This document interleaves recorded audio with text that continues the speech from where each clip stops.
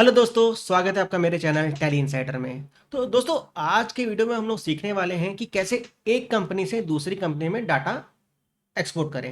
यानी मान के चलिए कि मेरे पास एक पुरानी कंपनी है, उसमें जो पार्टियों के लेजर्स हैं, स्टॉक आइटम्स हैं, उसको मुझे क्या करना है, एक मैंने नई कंपनी बनाई है, उसमें क्या करना है, इंपोर्ट करना है। अब मैं मेरे पास मान के चलिए पुरानी कंपनी में 1000 2000 3000 स्टॉक आइटम है और 500 700 पार्टियों का नाम है। तो जब मैं एक एक करके बनाऊंगा तो मेरा बहुत टाइम का कंज्यूम हो जाएगा। तो इसके लिए क्या है, टैली एक फीचर देता है कि आप एक डाटा से क्या करो, अपने मास्टर को क्या करो, एक्सपोर्ट करो, और दूसरी कंपनी में क्या कर सकते हैं, हम इंपोर्ट कर सकते हैं। तो इसके लिए हमको करना क्या पड़ेगा, सबसे पहले तो हमारे पास जो पुरानी कंपनी है उसको ओपन करेंगे हम लोग, वहां से हम क्या करेंगे, डाटा को एक्सपोर्ट करेंगे और देन एक नई कंपनी क्रिएट करेंगे और उसमें हम क्या कर लेंगे, उसको इंपोर्ट कर लेंगे। हम खाली उसमें जो अभी एक्सपोर्ट और इंपोर्ट करेंगे सिर्फ वो मास्टर करेंगे। हम ट्रांजेक्शन यानी एंट्री एक भी नहीं करेंगे, जो एंट्रियाँ रहेंगी हमारे पुराने में रहेंगी। हम जो सिर्फ इंपोर्ट करेंगे वो करेंगे सिर्फ पार्टी का लेजर, जो हमारे डेटर्स हो गए, क्रेडिटर्स हो गए, या एक्सपेंस के वाउचर हो गए, और जो हमारे स्टॉक आइटम है। तो चलिए स्टार्ट करते हैं।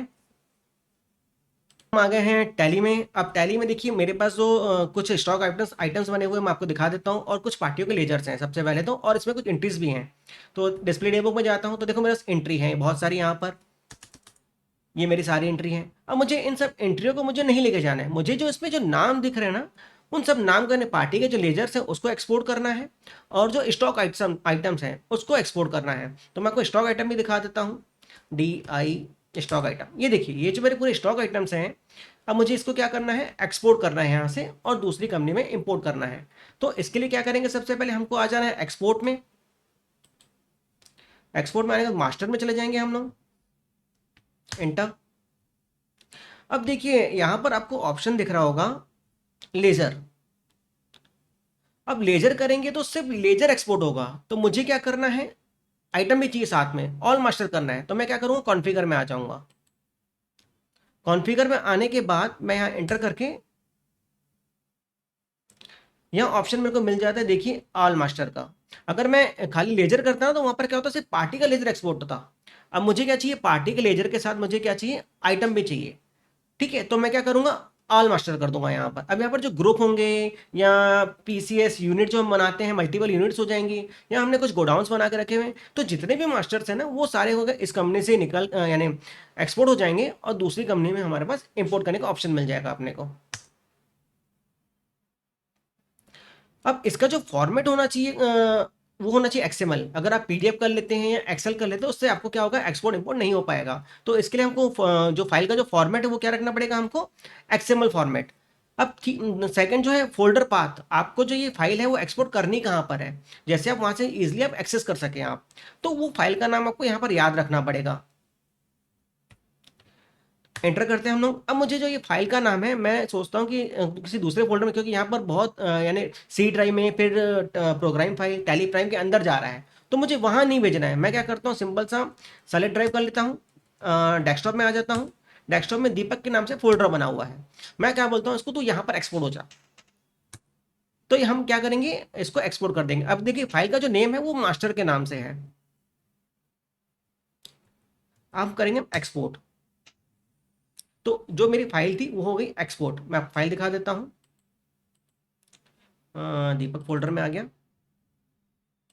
ये देखिए, ये आपको यहाँ पर दिख रहा होगा मास्टर के नाम से। ये फाइल हमने क्या किया, अभी एक्सपोर्ट किया है वहां से। अब मुझे क्या करना है, एक नई कंपनी बना के उसमें इसको इंपोर्ट करना है। अब मेन, आपने तो एक्सपोर्ट कर लिया, अब इंपोर्ट कैसे करना है वो प्रोसेस सीखना है अपने को। तो सबसे पहले हम आ जाते हैं टैली में, एक न्यू कंपनी बना लेते हैं। अ, इसको बंद करते हैं पहले। अब हम एक न्यू कंपनी क्रिएट कर लेते हैं। चलो हम एबीसी कंपनी के नाम से एक कंपनी बना लेते हैं, एबीसी। ये कंपनी बन गई। स्टेट हो गया छत्तीसगढ़, और फाइनेंशियल ईयर जो हो गया मेरा 1/4/25 से, और वो सेम रखेंगे अपन। Enter enter. अब क्या हो रहा है, मेरी कंपनी बन रही है। अब कंपनी बनने के बाद जितने भी मास्टर्स होंगे वो क्या होंगे, मेरे इसमें इंपोर्ट हो जाएंगे। देखिए हमने कंपनी बना ली।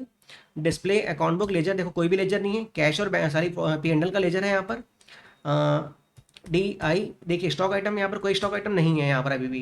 ठीक है, यहाँ क्रिएट करने को बोल रहे हैं, मैं क्रिएट नहीं करता। मैं आपको यूनिट भी दिखा देता हूँ, अल्टर स्टॉक आइटम यूनिट। देखिए कोई भी यूनिट नहीं बना हुआ है। तो अब मुझे जो मैंने जो एक्सपोर्ट किया है मुझे उसमें इंपोर्ट करना है। तो उसके लिए क्या करूंगा मैं, यहाँ पर पहले मैं एक्सपोर्ट में गया था, अब मैं इंपोर्ट में आ जाऊंगा। यहाँ पर टॉप में देखिए आपको इंपोर्ट दिख रहा होगा, यहाँ पर इंपोर्ट में क्लिक किए। अब आपको क्या इंपोर्ट करना है, मास्टर करना है कि ट्रांजेक्शन करना है? हमको करना है मास्टर, क्योंकि हमने बोला वहां पर बोला था कि हमको मास्टर एक्सपोर्ट करना है।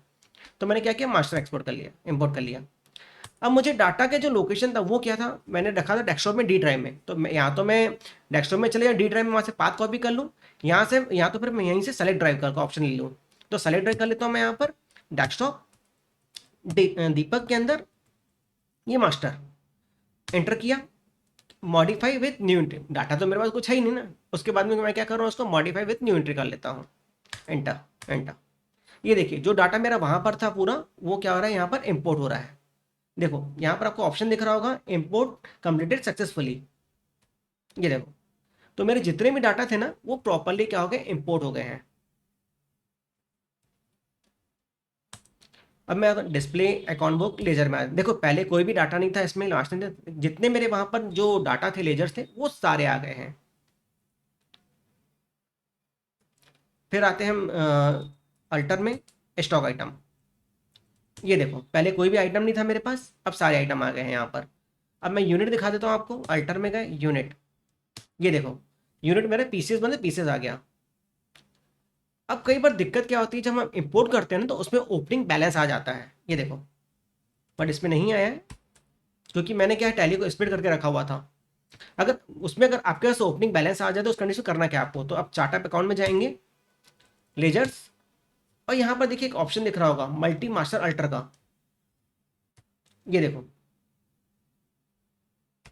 इस पर क्लिक कर लेना है अपने को।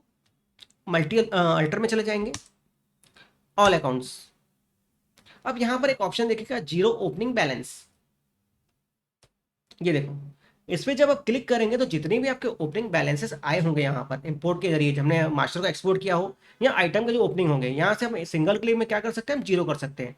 जैसे मैं इसको क्लिक करूंगा तो जितने भी ओपनिंग बैलेंसेस हैं वो सारे हट जाएंगे और जीरो हो जाएंगे वो। तो इस टाइप से आप क्या कर सकते हो, एक कंपनी का डाटा दूसरी कंपनी में इंपोर्ट कर सकते हो। अगर आप चाहो तो दूसरी कंपनी का जो डाटा है, जो ट्रांजेक्शन है, वो भी हम सेम प्रोसेस से हम क्या कर सकते हैं, इंपोर्ट कर सकते हैं।